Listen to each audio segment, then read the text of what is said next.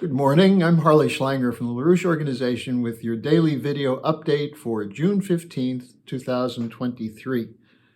Today I'm going to be discussing how the World Economic Forum's new order is in a shambles. There is a new global order emerging, but it's not the one demanded by the globalist oligarchs of Davos. In fact, Schwab and his gang of criminals are very terrified by what's emerging. Now let's start by looking at what it is that Schwab and his criminal cabal have been demanding. 1, no sovereignty. Nations must submit to the arbitrary rules-based order. 2, this includes establishment of a global currency, whether it's central bank, digital currency, or some other form of monopoly money. It would be under control of the private central banks, the Federal Reserve, the European Central Bank, the Bank of England, etc., all under the direction of the International Monetary Fund. 3, the policy would be for what they call global governance, or more precisely, the ESG, Environmental Social Governance Policy, in which all spending would be dictated by these central banks. That is, national governments would be told what they can spend and not spend by these technocrats working for the central banks. And the policy of ESG is green, no growth, destroy efficient energy sources, and force everyone into the conditions of energy scarcity. 4, dictatorship by corporate cartels, big pharma, the hedge funds, insurance, finance, grain cartels, raw material cartels, and so on. They will be the ones dictating what the spending policy should be. 5, the dictatorship will be backed by global NATO, the extension of NATO to the Pacific with a policy of permanent war. 6, total censorship directed by media cartels and social media. And 7, the culture will be that of wokeness. Now, the ultimate goal of this is depopulation.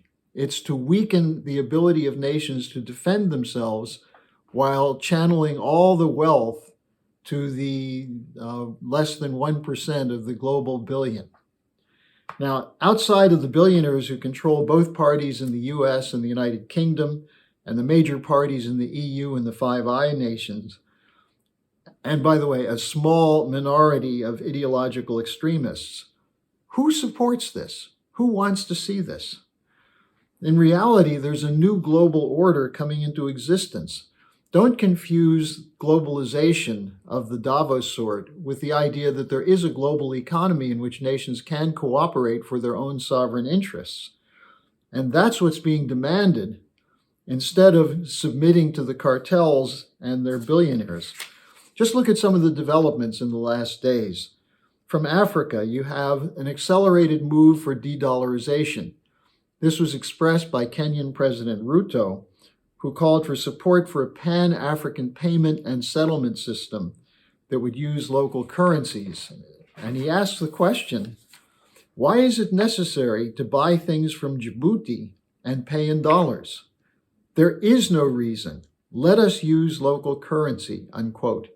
There's discussions underway about an African monetary fund, backed by gold, backed by raw materials, and so on, similar to what Gaddafi was talking about before he was regime changed by Hillary Clinton, Obama, and NATO in 2011. Secondly, African leaders are putting forward a peace plan to end the war in Ukraine. This is not Zelensky's plan.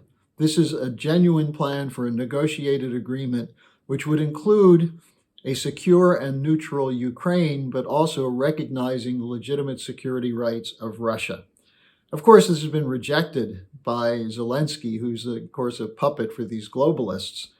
But nevertheless, the Africans, along with a number of other initiatives, are trying to get a negotiated settlement to the war in Ukraine. Then you have the St. Petersburg International Economic Forum. This includes thousands of people in business and governments from 100 countries. This completely disproves the argument from Blinken that Russia is isolated. In fact, it's the West that's isolated. The New York Times talks about how it's being boycotted by Western leaders, which shows how Russia's isolated. At this point, I don't think Russia and these other countries care what the Western leaders think, or if they do care, they're opposing it. Then you have, starting June 27th, the China-Africa Economic and Trade Exposition. This is going to include representatives from 50 African countries. There are already many deals in the works. The Belt and Road Initiative is at the center of these discussions. The idea of technology transfer to the poorer countries and using the yuan as a payment system. Now, there's an interesting comment from Chinese scholar Zhang Weiwei, who said that the most profound core human right for the Chinese is that for eradication of poverty. That's what China did for over 800 million of its own population. And that's what they're threatening to do in Africa. And why do I say threatening? Because the European colonial nations gained their wealth in the past by keeping much of the world in poverty, looting the raw materials, and so on. The West talks about ending poverty, but what do? They offer the old colonial system with fresh paint and offer such technologies, backwards technologies, inefficient technologies as solar, windmill, and subsistence agriculture. This is being rejected now across the board by nations that wish to develop. And you have, on top of this, a Chinese dialogue going on with Arab states and with South American states. So what is the response of the transatlantic forces and NATO?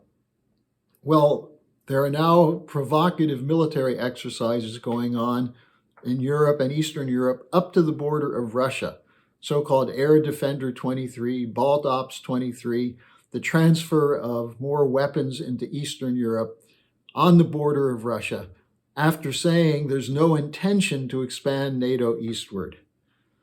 Then you have more weapons being decided to be sent to Ukraine, which is now being discussed in Brussels at a NATO meeting in which they're talking about training Ukrainian pilots to fly F-16s without yet committing to providing the F-16s.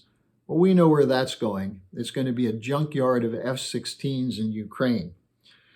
Then they're trying to put pressure on countries like India to break with Russia, to manipulate an India-China confrontation, and building global NATO, especially in the Asia-Pacific region, centered around Australia, Japan, South Korea, the US, and they want India in, but the Indians seem to be resistant to this.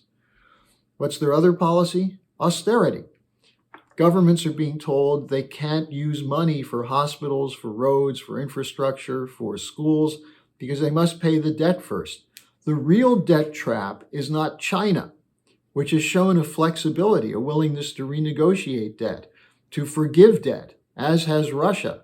Russia's forgiven debt on some of the projects and they're moving ahead with nuclear power plants in Africa. The West says to African countries, you can't afford this, you can't become a modern nation, we'll tell you what you can do. The real debt trap then is run by the West, and it's being rejected by these nations. Now, as for the Biden administration, I don't know about Biden personally. I'm not sure much goes on in his head. But it's clear they're aware that this is happening. They're sending out Blinken and teams of hitmen to threaten countries not to participate in this new system. You have another example of awareness, which is the two or three-faced Macron, who on the one hand says he likes China, on the other hand says he's sticking with the European Union trying to isolate China, who says that there should be a certain amount of sovereign decision-making in Europe and yet continues to support NATO's war in Ukraine.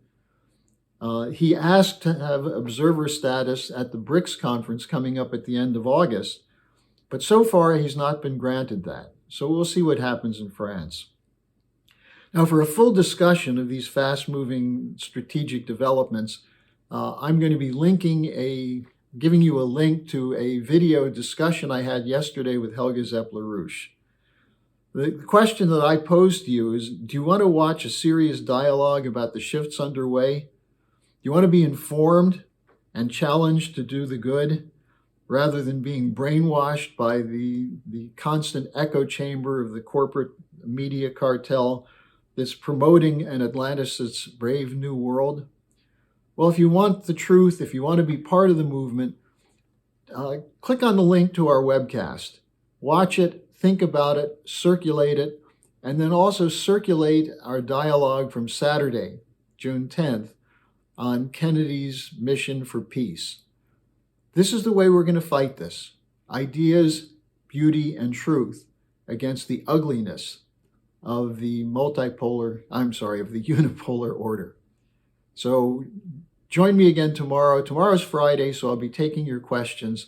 Send them to me at harleysch@gmail.com. Subscribe and hit the notification bell so you don't miss any of our videos. Support our independence to produce videos like these.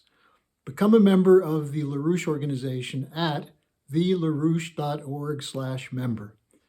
By becoming a member for $25 or more, you'll get special access to the EIR Alert Daily Briefing and weekly magazine, which is what I read to stay on top of things.